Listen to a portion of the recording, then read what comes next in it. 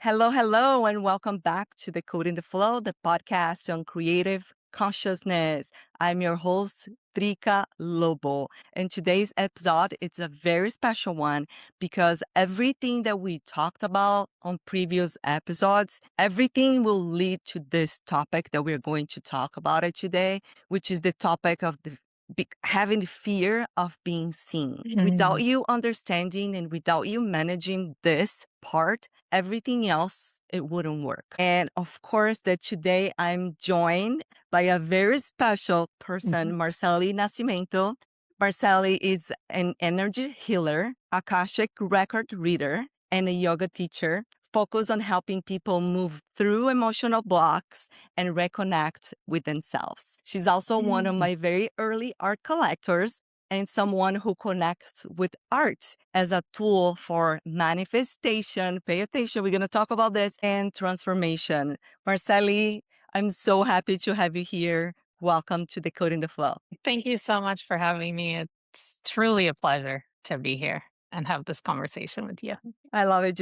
We have your art right here in the background, my main Oh, piece in the living room, my first piece. I remember. What year was that? It was a long time ago. Yeah, at Probably least 10 years. 2016 or something like Yeah, that. like 10 years for sure. Wow. Yeah. Okay. I can't wait to dive because this is not your only art piece that you have.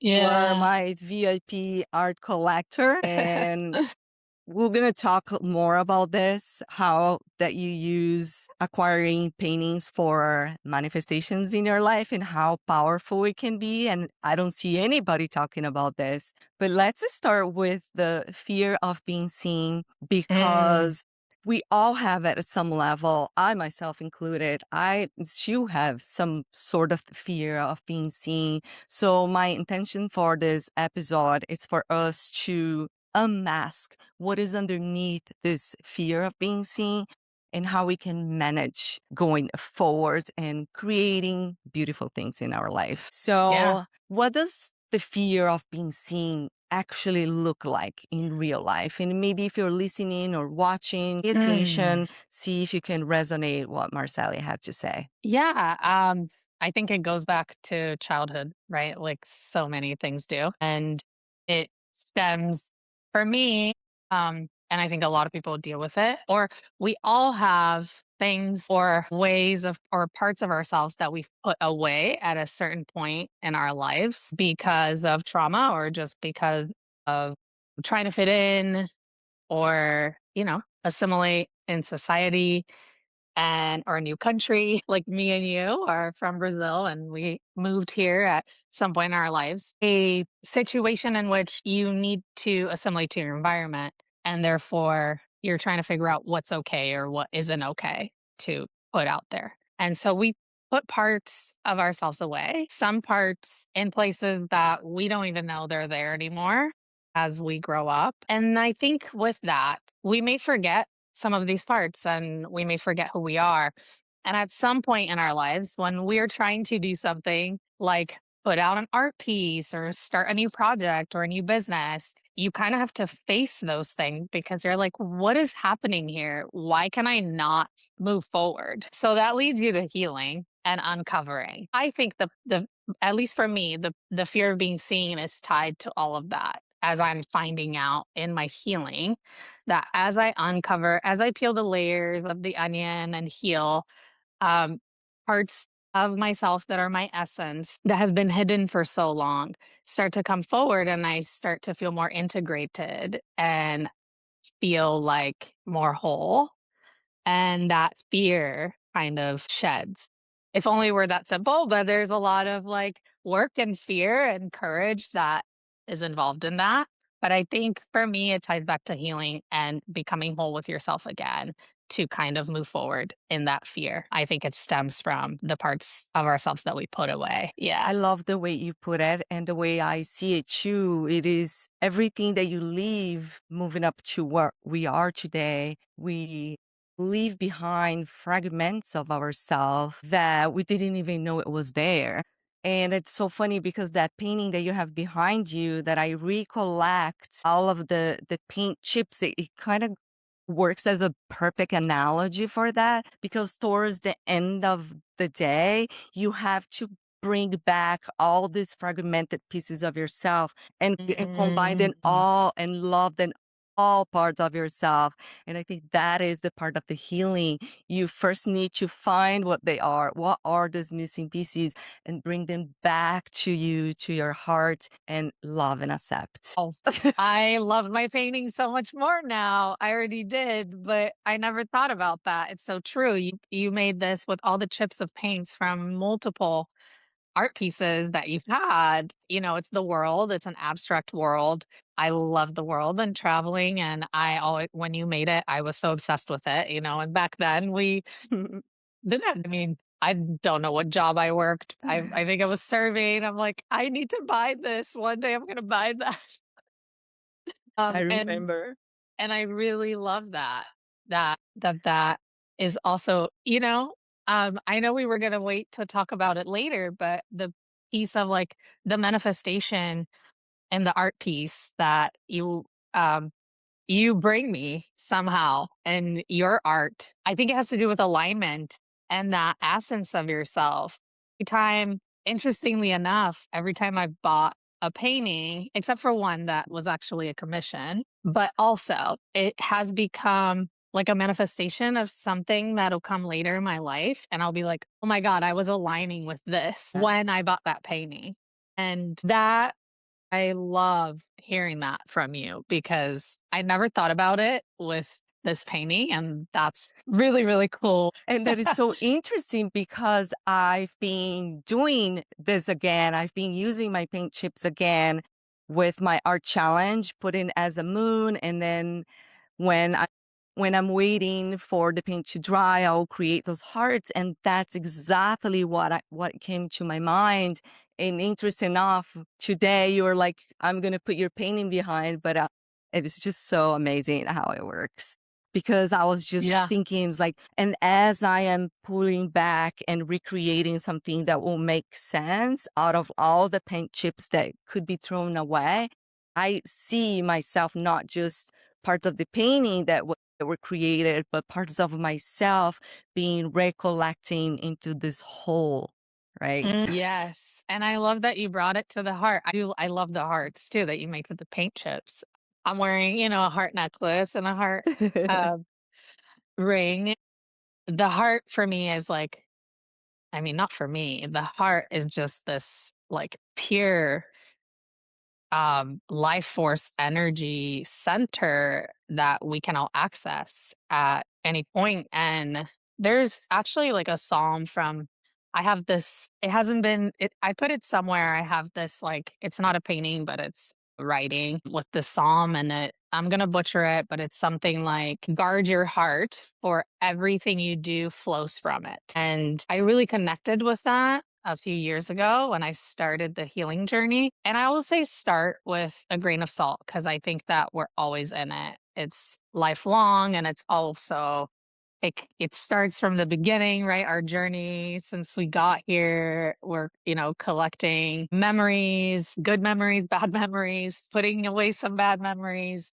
But when we, like, consciously step into the healing journey, we'll say, is when you try to become aware of more intention and awareness around the things that you do or don't do and start to question yourself. And yeah, the heart is a really big theme for me. So I also love that you make the hearts with the paint chips because that's just beautiful, and I love that it represents that for you. It's like Yeah. it's an intentional way of putting yourself together, right? Yeah. In a Intention is loving everything way. This is in a not loving. even about bringing back the fragments, parts of yourself, but accepting them all, accepting the flaws, accept Yeah. the things that you had to do that wasn't aligned at the time, but you wanted to be loved so much. So you did whatever it Yes. took, even losing yourself in the process. That's so true. Oh Yeah. my gosh, it's getting so emotional here. But thank you so much for sharing. So we talk about childhood. Do you think most of our fear of being seen are related to our childhood, like how it is for you in your work that you do with people. How do you see more often this fear of being seen coming from? Yeah, I unfortunately, even in my own healing journey, it's like, every time you face a block, unfortunately, it usually goes back to something that was a long, long time ago in childhood, and sometimes it doesn't, but it's likely that it does, right? And it's those moments that we had to protect ourselves from something. It wasn't safe to be your full self and not without pointing fingers at whose fault that was. Sometimes, even if we jump to like teenage years and whatever, like maybe even in your 20s. You moved here in your 20s, I think. Yeah, early 20s. I was in my teenage years and your early 20s, but to compare that to a different time in your life, like when you move or you put yourself into a new environment, you're going to filter what's okay and what isn't and Mhm. put parts of yourself away. However, as an adult, we can do that more consciously. As child, it's a lot more scary because we have other people who take care of us. So if we internalize that it isn't safe to be ourselves in whatever small way that means, then we really put it away. And so I say unfortunately because it's like, do we have to go back there for everything? And sometimes probably yes. Um, Yeah.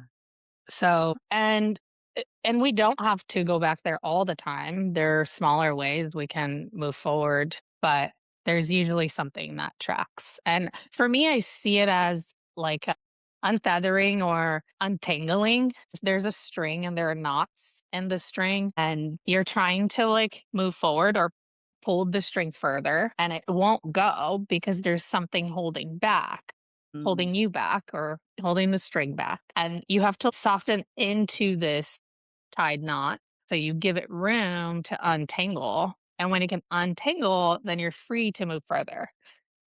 And that's how I see it. And we never know like how far back they go. But yeah, unfortunately, I think it goes back to childhood most of the time. But it's a beautiful process. I like to speak to the softening part because sometimes I think we want to like power through it and Mm. like let's heal then with our hustle culture mindset. Like we can bring that to healing too, right? Like let's find out what it is. And it really takes softening because you mentioned acceptance a bunch of times earlier. And it's like really accepting that or looking at it. Sometimes just looking at it and recognizing it or acknowledging it. That's all you need.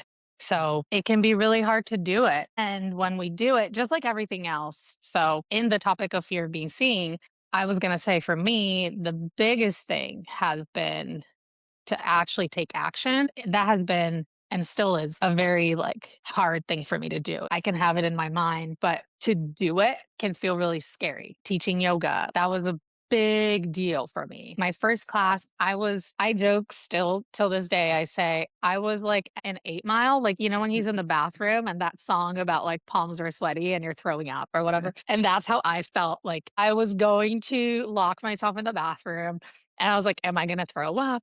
Like what's going to happen? And then you do it. And then like basically I have to give myself no option. Like, okay, this is the date of the class. I'm going to show up now and people are going to show up for me. So I need to show up for them. And so doing it and then being like, oh, I didn't die. This is okay. And then you have to do it again and again. Yeah. Action's a big, big part, right? So there's this quote too about fear that I've heard a few people say it. So fear is a mile wide, but an inch deep. Mm. So we think that it's like really deep, right? And when we talk about the childhood and going back and all these different things that can keep us from doing big things or small things, even, Mm. um, to take that action and like to dip your toe in, you're like, "Oh, it's actually just an inch deep. I can walk in this water. It's not that scary." But when you're looking at it from far away, you think you're gonna drown, you Yeah. know? So Yeah. I love that analogy too, and the taking action. And sometimes for someone like me, I really think in retrospect, it doesn't feel like that long anymore. But when I'm in it, it feels like it takes a long time for me to take action in things. To soften into that and be gentle with myself in that topic. It's like, no, I actually am always somehow moving forward. So I'd love to say that too, that I think a lot of times we in the moment, in the sticky stuckness, we feel like we're not moving, but you are, right? Like just to be aware that you're in it and that you want to move forward is somehow moving forward, and it can feel very very stagnant. It's kind of like what they say, that it doesn't happen overnight until it happens overnight, right? It's like you've been doing so much, we just don't give ourselves enough credit sometimes for what we do. And then when it happens, it feels like if it's someone else, you're like, "Oh, they just did that one thing and it worked." And they succeeded or whatever that means. So, yeah, the mile wide, inch deep fear is a very interesting concept that I try to remind myself of right now I when love that. I yeah. love how you explain also how does this fear feel in your body. For me, I had a few episodes within I will create something that I believe it so much. And then when it comes to promote it or to talk about it, I feel like my whole body is shrinking. I feel like I'm getting smaller and Mm. smaller, and my anxiety goes to the roof because I believe it and I want to prove that I want to do it, and I just don't have it's this resistance, like it's so intense. It is like, what is happening? And the anxiety comes in because you want to do what you just created.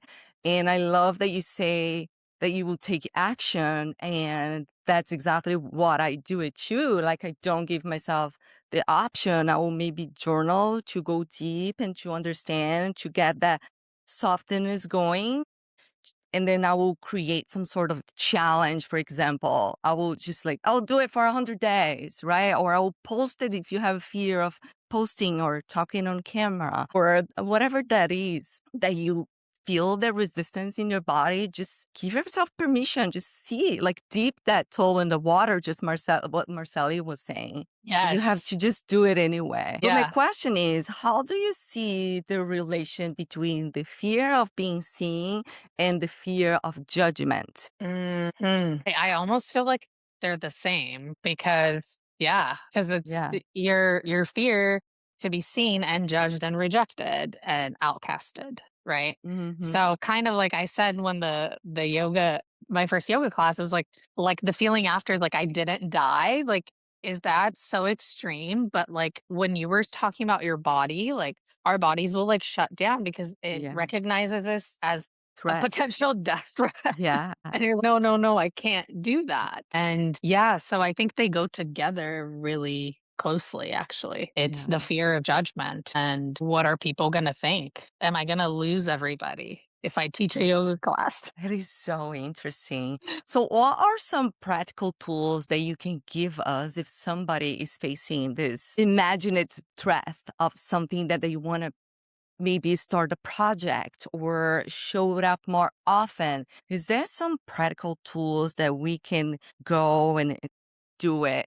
Maybe like 3 steps that will find Mm. us into a place of softness Well, before I we definitely think act. connecting with your heart. I think in 3 steps, it would be like deciding you're gonna do it and then sort of trapping yourself in, like we mentioned, sounds extreme, but for me, I'm not comfortable on camera. When you asked me to do this, I was like, "My God, how are we gonna do this?" And it's something I want to do. So setting a date or like you said, a challenge. So deciding you wanna do it and then setting a date or a situation, most likely with a date and time that you have to prepare for in whatever way you want to prepare for, but having it there. Committing with someone else for me is really helpful. So, like being here with you, I have to show up for you.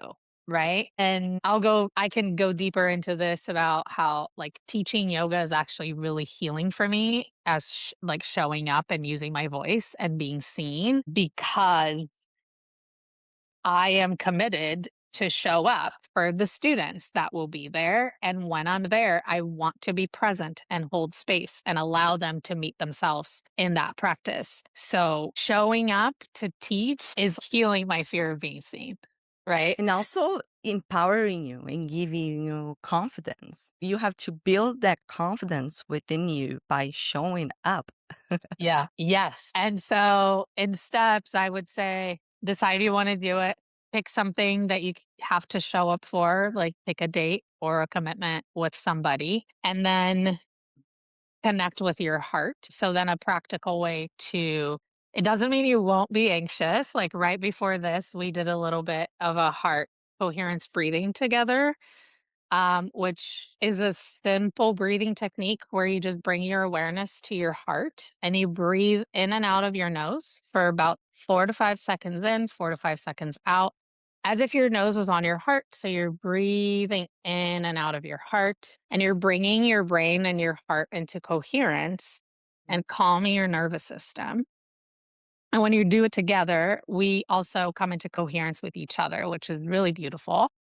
Which literally scientifically means like your brain waves and your heart waves are coherent. So they're in sync. So connecting with your heart in whatever way and breathing. But this specific technique is really helpful and you only have to do it for like a minute. So I think the intention to connect with your heart is the most powerful. So to just be like bringing your hand or both hands to your heart really, really like brings that intention in. And we like to complicate things like, am I connecting? But just the intention is so enough. So I think connecting with your heart and your body to, allow your nervous system to relax a little bit and do it. So no matter how anxious you are coming up to it, to set that intention right before and go into it, right? I So, love that so much. uh, Should we do it this 1 minute yeah, coherence sure, sure. breathing? And if Yeah. you're driving, please don't do it. Just save it for No, later. you can actually do it driving. So don't close your eyes if you're driving, Be careful. but you can be driving and just bring your awareness to your heart. So if you're not driving, you can bring a hand or two to your heart and close your eyes. If you're driving, maybe one hand or maybe keep both hands on the wheel. And just like I just said, we're just going to bring our awareness to our heart center, the center of your chest, and start breathing in and out of your nose as if your nose was on top of your heart. So we're inhaling for 4 to 5 seconds and exhaling for 4 to 5 seconds. Breathing in, 2, 3, 4, and out, 2, 3, 4, in, 2, 3, 4, and out, 2, 3, 4, in, 2, 3, 4, and out, 2, 3, 4. And you can keep that going, knowing that doing it for just a minute is efficient, but you can do it for 5, 10. It's really an amazing practice because you can do it anywhere. Like I said, like even sometimes I'm in the car and I'm like, okay, bring my attention to my heart and breathe in and out of that. You can do it at work, at your desk, when you're painting, or, you can take a moment. It doesn't have to be this like specific sit down, get away from everything. And Mm. it's very practical. There's So no excuse whatsoever. Like, I don't have time.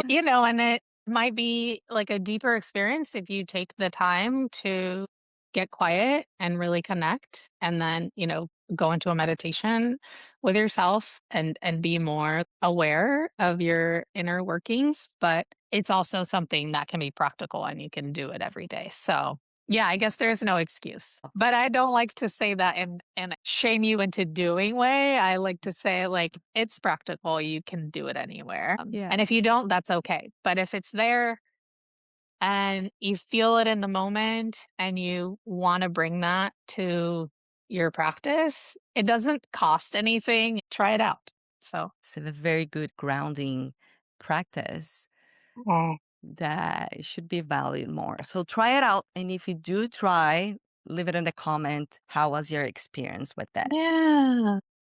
Oh, Let's talk about Akashic Records.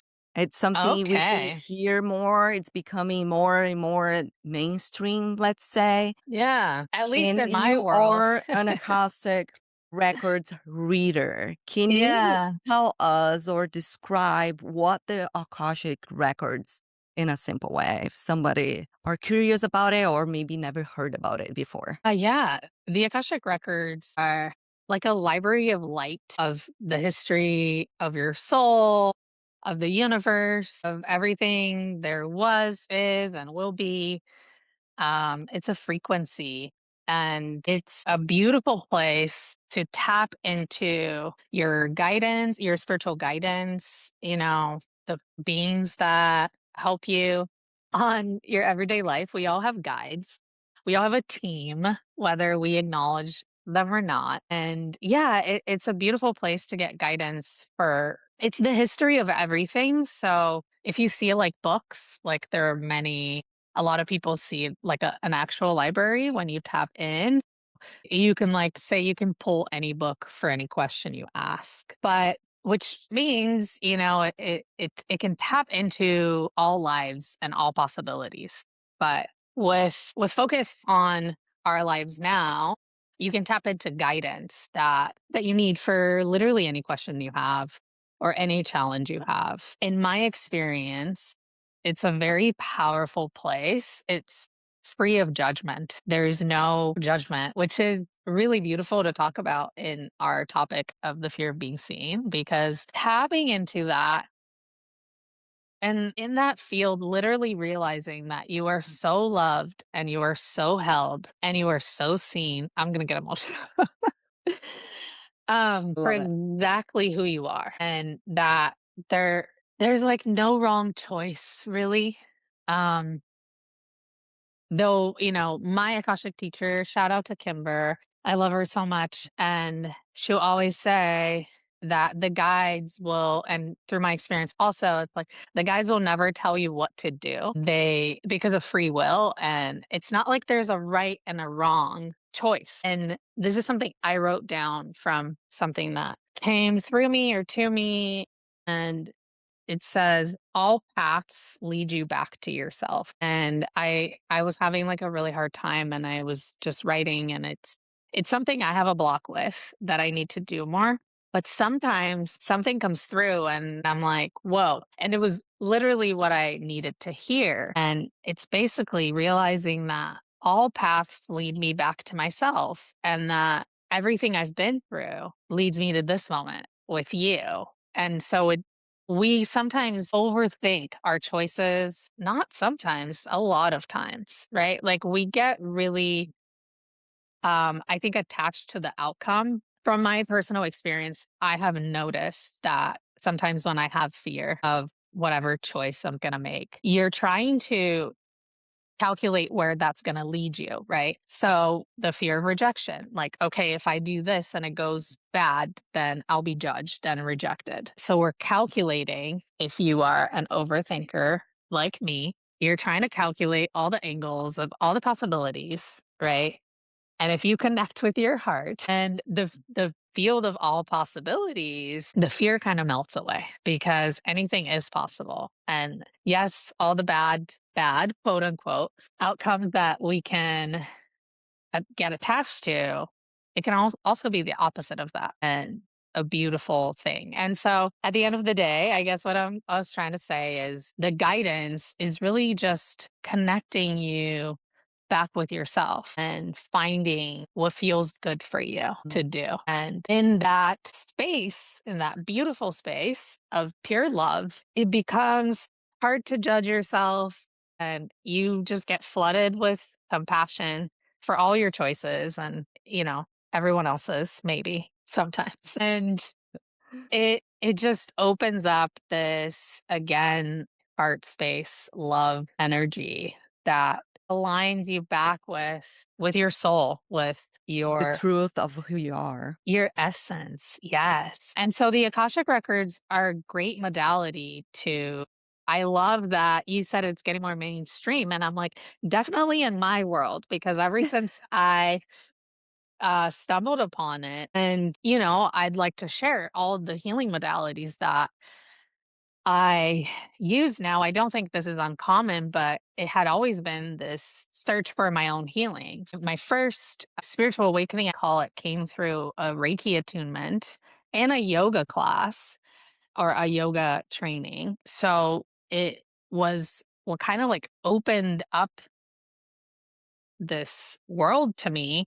And I just started searching, and a lot of synchronicities and a lot of people bringing the right people to you. But the way I stumbled upon Kimber, and I did one of her meditations and then started taking some of her classes and ended up taking her Akashic class, which is how I became trained in reading the records. I was always searching for my own healing. And I'm kind of obsessed with learning and growing and stuff. So I started taking these certification courses to learn how to do the things, but it was more to learn for me. And I think it's kind of how it goes, right? But you realize, like, wow, this is really powerful. And in my case, it took a really, really long time to actually do readings for other people because it was very like fear of being seen. Like, how do you tell people that? And now I can say that, okay, like, you know, another thing I love to say, and I probably heard it from Kimber first, is take what resonates and leave the rest. Yeah. Because you don't have to understand everything right now. And I think this works for everything in life, even like people, jobs, experiences. You don't have to make it a full picture of what it means in your life. Take what you can digest. That's how I think ended up here, just by slowly accepting or being open to different things and ideas. And so yeah, the Akashic came later in my quote unquote later in my healing journey, but it's a beautiful space to tap into. Can we say that the Akashic Records, it is the unified field that we hear where all possibilities exist, or the point zero? Yes, spirituality has its own term, and then physics Yeah, has its own term, but they are all talking about the same thing. that's it. Yeah, the quantum, right, is the field of all possibility. You can say that about the Akashic records too. It just holds every possible story. So let's say somebody wants to have a reading of Akasha Records. So they would look for your guidance to tap into this library of infinity possibilities. Yeah, in the healing world, you can I say it's almost is it reassurance or It's like a permissionless leap. You always have that friends that you keep telling them what to do. yes, yes, They don't hear you, and then they will go to a therapist, which will tell them exactly what you just said. They will do it because they heard yes, somebody who maybe you see as a more not yeah, powerful, but it has more titles that you do. It's very yeah, interesting. yes. It's a But permission it's slip. Yes. So can we tie this back to the fear of being seen? yes. It's right there. It's that at the same time we have a fear of being seen, we are starving for someone to see us. Mm. Stop everything. I Go got the through. chills. So the reason your friend will go to a therapist instead of listening to you is because that person is trained to allow them to be in whatever space they are and to see them.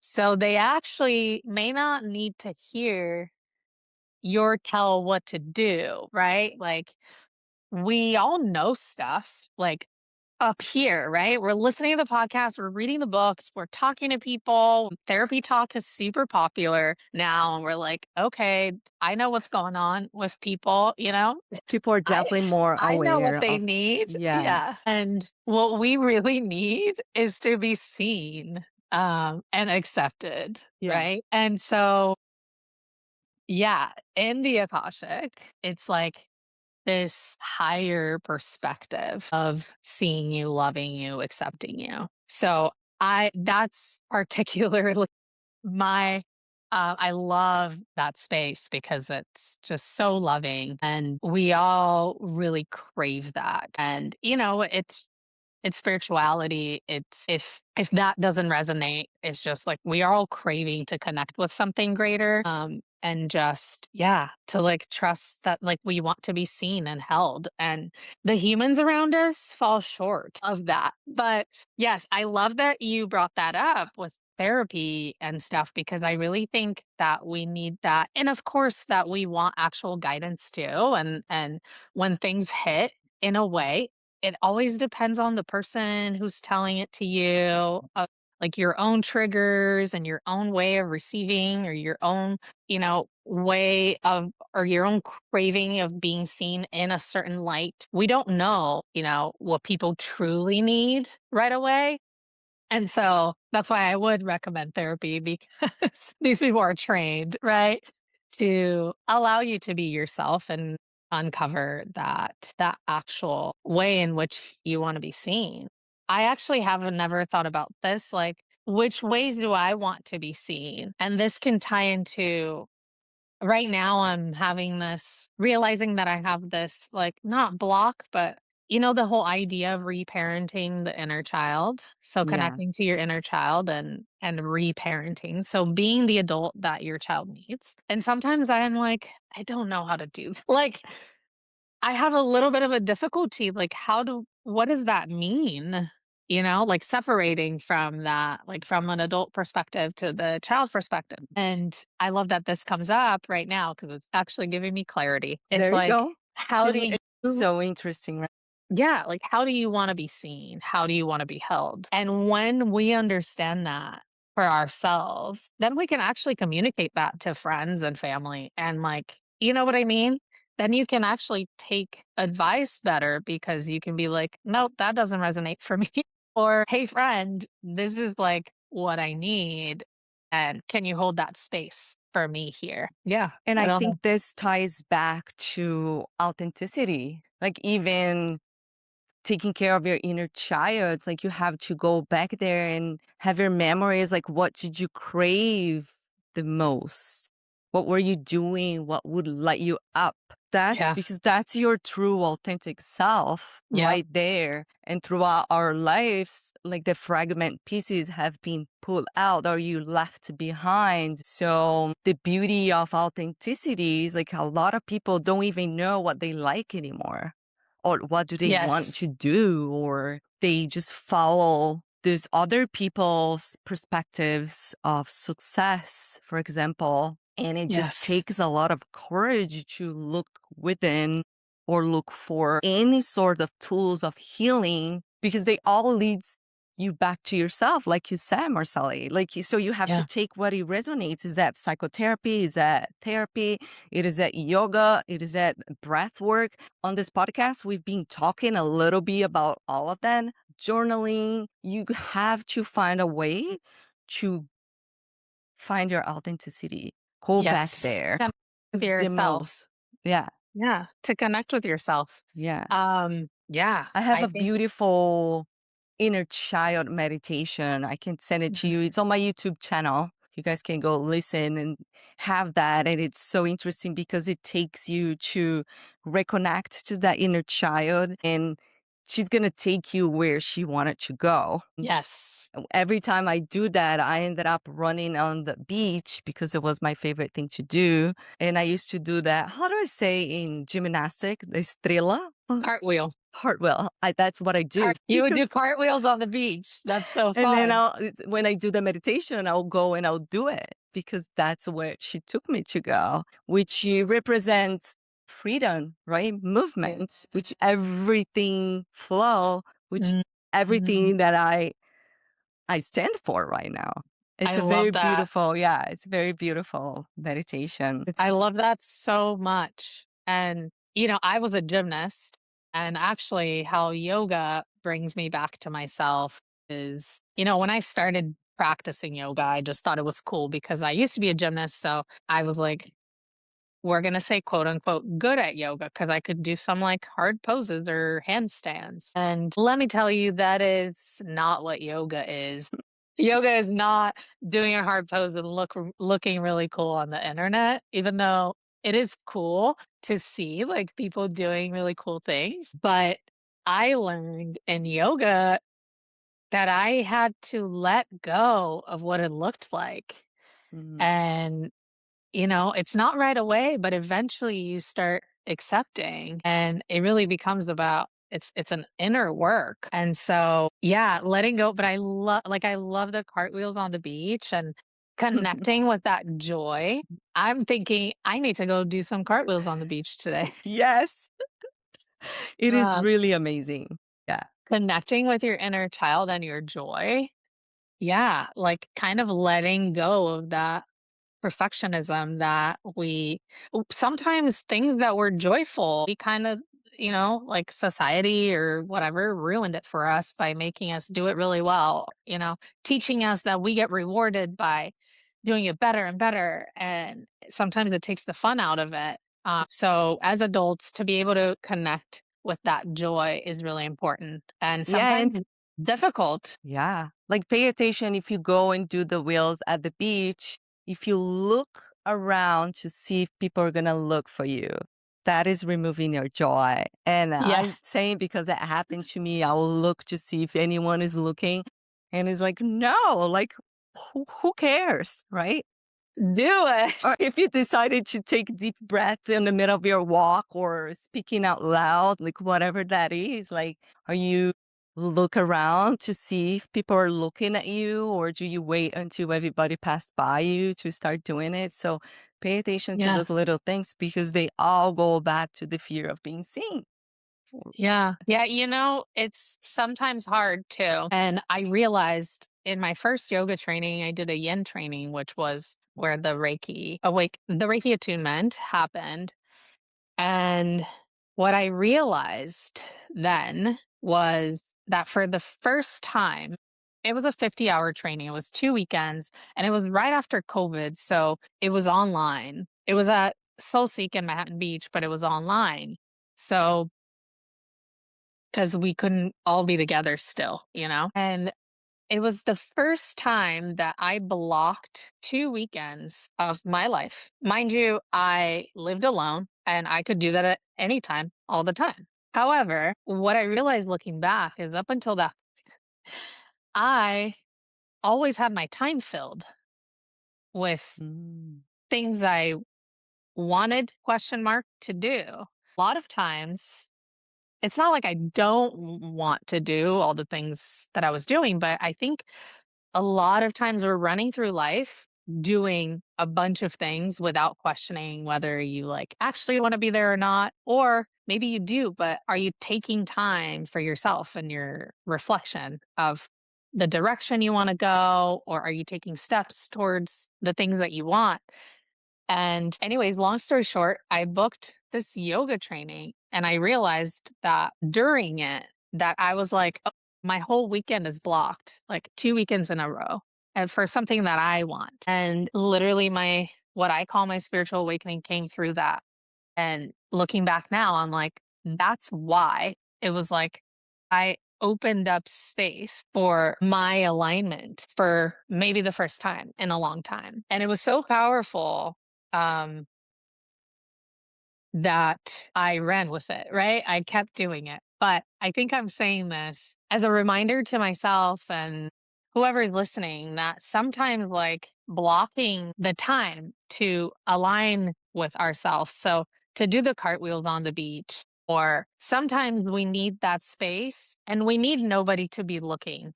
Do you know what I mean? Mhm. Like maybe You're you want not to doing for find, anybody, you're doing for you, for your yeah, growth, for your maybe souls. Maybe you wanna find a spot on the beach that is empty so that you can do your cartwheels without having to think about, "Are they looking at me or not?" And so making that space for ourselves to even see what brings joy, right? And maybe you won't like it. You're like, cartwheels are not my thing," you know?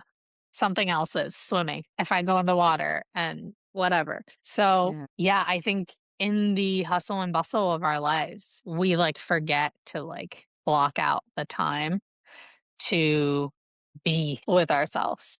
And, I think I'm curious to see how you feel about this because as an artist from the outside looking at your life, I can say that you block time for your art and yourself all the time because that's what you're doing all the time. But I am curious to see how it feels from the inside because maybe that also feels like something that you have to do. And so you need to find a different way to block that or give yourself that space. I don't know if I make sense, but Yeah, absolutely. And it's very interesting because art was my hobby for a long time, and to turn into a profession, you your have to work. find different outlets for your play, or you have to reserve some time in your creative practice just for experimentation and play. Otherwise, it becomes just so serious that remove all of the intention about what art Mm, is supposed to mean, that tool of self-expression and authenticity. So I find myself working in my body, think the body and what we can do with our body holds so much power, so much, there's so much that we can do. And I use my body as a way, or like I'll cook a meal in a different mhm, way, or I'll go for a run or a sprint and I'll go work out. I use all of these other outlets to use as a way to bring myself back, because my art is my profession, and I do yeah, reserve some time as well to create, just for the joy of creating, to play, yeah, come out of me, because it's a yeah, lot of yeah. like painting. And it's so interesting because I was thinking that on my meditation yesterday, when something comes so easy for you, you almost take it for granted. When you Mm, take it for granted, sometimes it's really hard to see the value that is. And you have to put that value, not waiting for other people to value yourself. And a mm, lot of times you have to be so aware of where's the value on this. The value is like my whole life energy, everything that I lived, that I'm inputting into this creation. And when it's somebody cannot see it, that's not for them. It's okay, because I value. You were talking about alignment. And when you bought that painting, by the way, let's just talk about this. She purchased a painting. It was during COVID. And I painted and I posted right away. On the next day, she was picking up the painting because she knew, she felt with her whole heart and body that her painting belonged to her.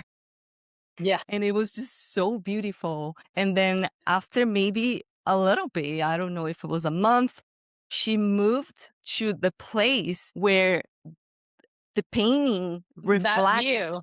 Love exactly it. the view. It was just so Wow. magnificent, and it's so, so amazing. It's not like when I bought the painting, I wasn't like, that's what I'm gonna have like But just you and felt, that's where the alignment piece comes in, I think, which is like feeling aligned with I knew that I saw the painting, I loved it, and I said, "I have to have that." So, like, something in it was like, "It's mine," right? Or it aligns with me, and I needed it. So I think I bought it right away, and I used to live in a one-bedroom. It was also during COVID. Wasn't COVID a big deal in our lives, right? It changed a lot of things, but I'm pretty sure it was during COVID. I saw your painting. I needed it. I put it in my one bedroom apartment that I was in, and I looked at it all the time.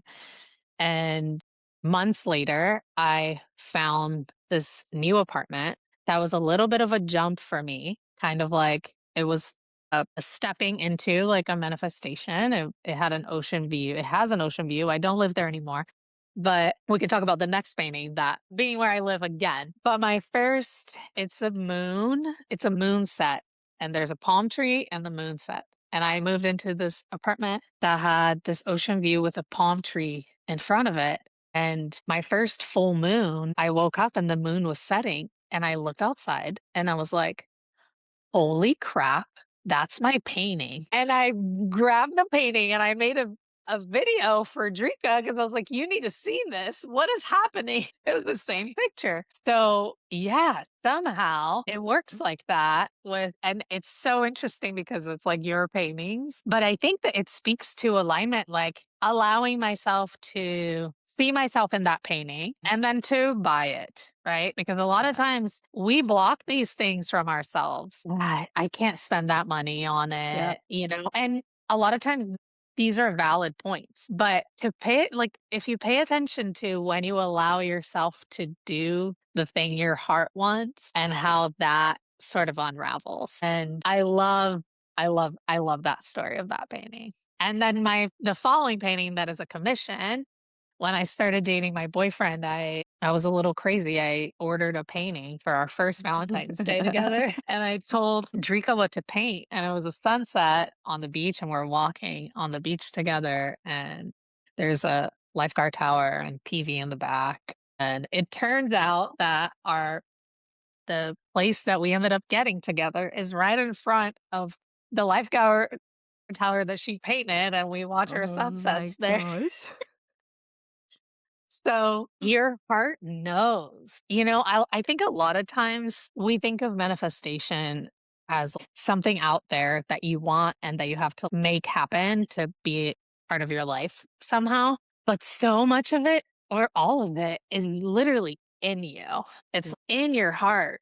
And the alignment piece and shedding the fears and the healing, allowing yourself to be seen or allowing yourself to see yourself and your heart and your desires and your essence. If you align with that, it's yours, right? Yeah. It's just interesting.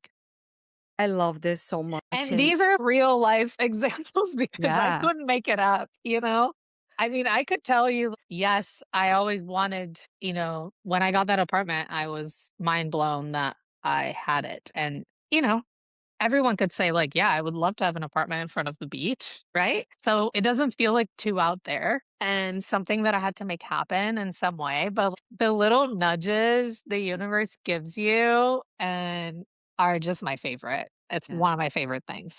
yeah. So I love that you say something about allowing yourself, which really ties into trusting yourself, trusting that nudge, trusting that push, because the universe is always pushing you towards your authenticity. But a lot of times, and I just wrote on my blog this past week how people love the art, they connected right away, talk themselves out of it out of it.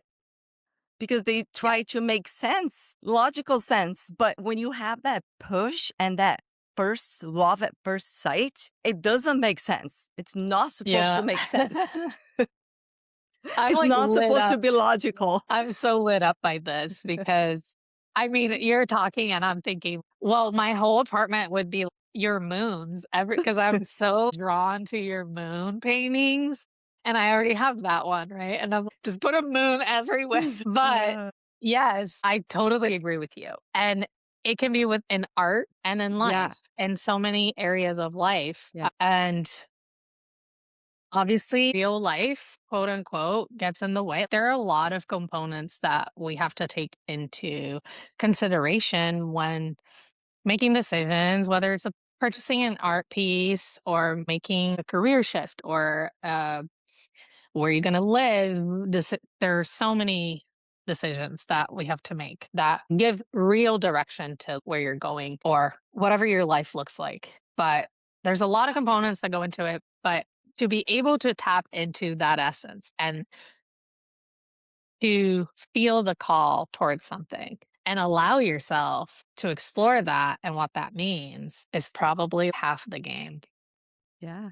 Yeah. And Trusting. yeah.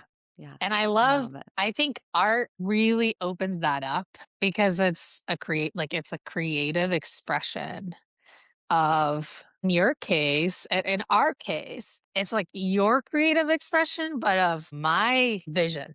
Yeah. It's sort of fascinating, Yeah. right?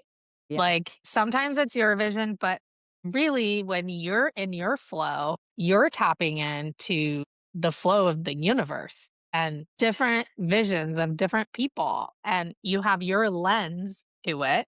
but it's if you think about it, it's like other people's desires, right, that are flowing through you, and that's So so beautiful. beautiful. She's the best art collector. I mean, look at this. Thank you. It's really beautiful.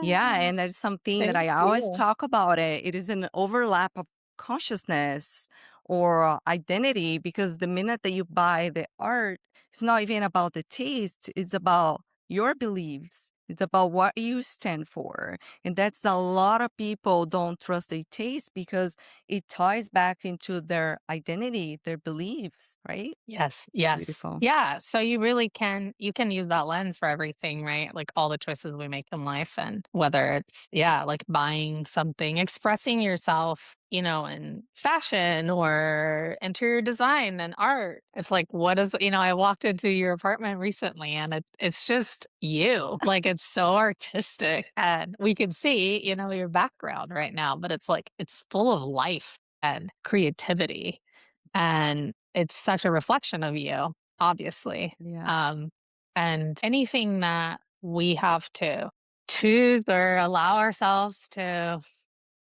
buy or be sort of ties into like how we see ourselves and where we're willing to go with that. And if we allow ourselves that, how are we still hiding ourselves or like you could really reflect back to that from Yeah. any area of your life, which is why I would say healing or self reflection, self study is so important because it is ruling your life, whether you are aware of it or not. And if it's in your heart to have or be something you don't think you are able to have or be, that's not true. Like tapping, tapping back, going into your heart and aligning with your desires and looking in is a really powerful tool.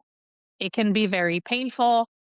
I don't think that it is painful to look at ourselves. I think it is painful to grieve that we neglected ourselves or like the parts of Yes. ourselves that we didn't look at for a long time. And it's also the most freeing thing you can do for yourself. Yeah. Yeah, Love it. Marceli, we can talk for another 2 hours. Thank you totally. so much for sharing your wisdom, sharing your experiences, for being vulnerable, for being in service of our community. I really want to Mm. acknowledge you for that. And please let us know where can people get a reading for you or work with you.